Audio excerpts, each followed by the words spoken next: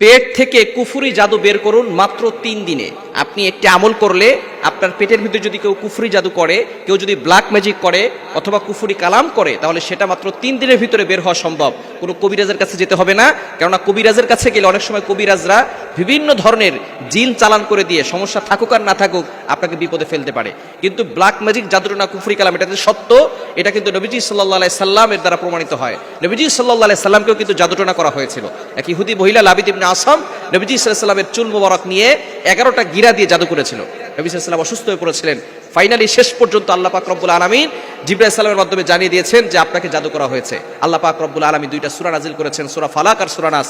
এই সূরা ফালাক এবং নাস দিয়ে নবীজি সাল্লাল্লাহু আলাইহি সাল্লাম 11টা আয়াত ছিল, 11টা আয়াত করে ফু দিয়েছে, সাথে সাথে 11টা গিরা খুলে গিয়ে নবীজি সাল্লাল্লাহু আলাইহি সাল্লাম সম্পূর্ণ সুস্থ হয়েছেন। এজন্য শুধু সূরা ফালাক এবং নাস দিয়েই একজন মানুষ কুফরি কালাম আর জাদুটোনা থেকে বেঁচে যাওয়া সম্ভব। কিন্তু অনেক সময় কবিরাজরা কুফরি কালাম করে, আপনাকে বলে যে কুফরি কালাম ছাড়া এই জাদু সরবে না। মনে রাখবেন, কোরআনের থেকে বড় কোনো শক্তি আর পৃথিবীতে হতে পারে না। শুধু সূরা ফালাক এবং সূরা নাস দিয়ে যদি নবীজি সাল্লাল্লাহু আলাইহি সাল্লামের জাদু কেটে দেওয়া সম্ভব হয়, তাহলে আপনার জাদু কাটার জন্য কেন কুফরি কালাম লাগবে? এজন্য ইয়াকিন থাকতে হবে, বিশ্বাস থাকতে হবে। আপনার পেটের ভিতরে অনেক সময় জাদু করে, কেউ শিকড় খাওয়ায়, গাছের শিকড় খাওয়ায়, কিছু খাওয়ানোর মাধ্যমে পেটের ভিতরে জাদু করে। আর পেট যদি ঠিক না থাকে তাহলে কিন্তু আপনার কেমন যেন দুনিয়াটাই অস্থির হয়ে যায়। আমাদের পেট ঠিক থাকলে সব ঠিক থাকে। আমাদের আমদানি আর রপ্তানি যদি ঠিক থাকে তাহলে সব ঠিক থাকবে, ঠিক কিনা?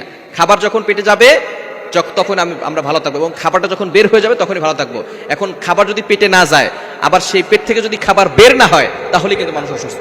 এই জন্য এই পেটে অনেক সময় অনেক মানুষ ব্ল্যাক ম্যাজিক করে, জাদুটোনা করে। এই পেটের জাদু কাটার জন্য আপনি কি করবেন? প্রথমে অজু করবেন এবং শুদ্ধ করে কোরআন পড়তে হবে। কোরআন পড়া আপনাকে জানতে হবে।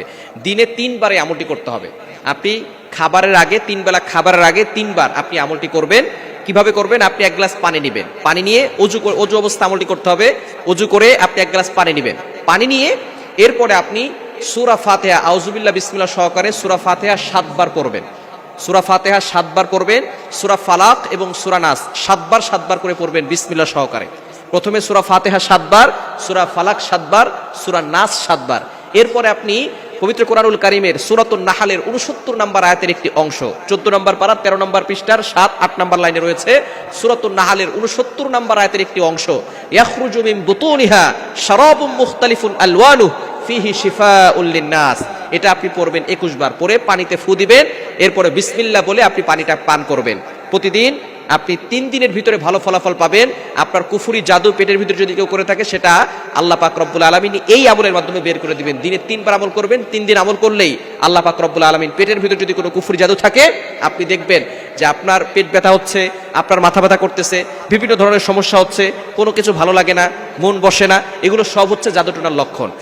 যখন আমলটা করবেন দেখবেন আপনার পেটের ভিতরে একটা শান্তি ফিল করবেন, আপনার শরীরের ভিতরে শান্তি ফিল করবেন। কেননা যখন কেউ জাদু করে অথবা কেউ জিন চালান করে, তখন কিন্তু তার কেমন যেন পেট মাথা সব জায়গায় একটা বোঝা মনে হয়ে থাকে, কোনো কিছু ভালো লাগে না, কেউ যেন চাপ দিয়ে ধরেছে এরকম মনে হয়। কিন্তু যখন আপনি আমলগুলো করবেন দেখবেন আল্লাহ পাক রব্বুল আলামিন আপনাকে এই পেটের জাদু থেকে মুক্তি দিবেন। এবং কেউ যদি অন্য কোনোভাবে শরীরে কুফরি করে, সেখান থেকে আল্লাহ তাআলা মুক্তি দিবেন।